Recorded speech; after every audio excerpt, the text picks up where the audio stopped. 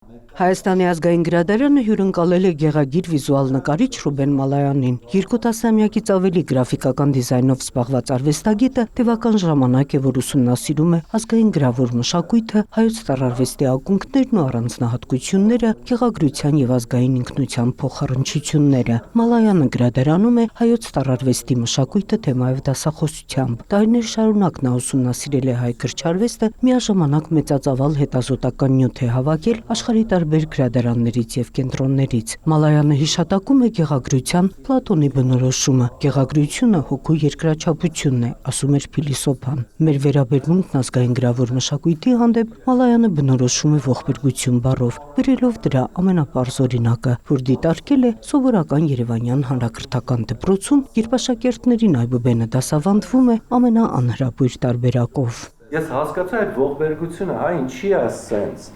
որովհետև իրանց դեմը կախած է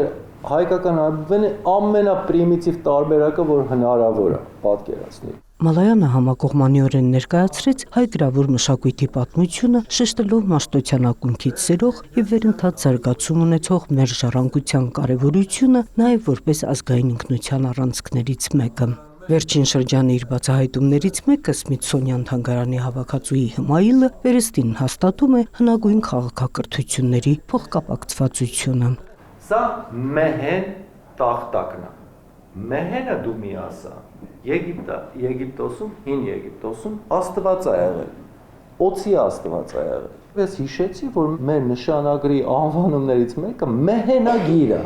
Այս տախտակը հնարդ խնդրում եմ ձեզ թիվը նայեք։ 2543 թիվ մեր թվարկությունից առաջ։ Մեհեն, նույն անունը, հիմա խնդրում եմ ձեզ նայեք մի հատ մեհենագիրը, հա հայկական։ Էլի օծաձև ֆորմաներ են, սպիրալներ են այսպես։ Այսինքն սա ինչ է ասում, սա ասում է, որ մեր հին գիրը, մեհենագիրը, այդ իերոգլիֆիկ նշանագիրը անմիջական կապ ունի 3-րդ հազարամյակում Եգիպտոսում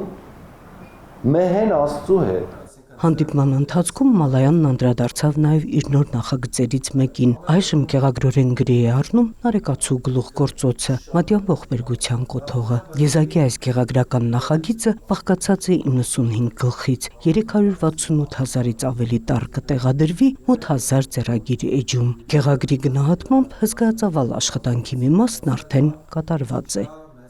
Նունե Ալեքսանյան, Արտակ Գևորգյան, լուրեր։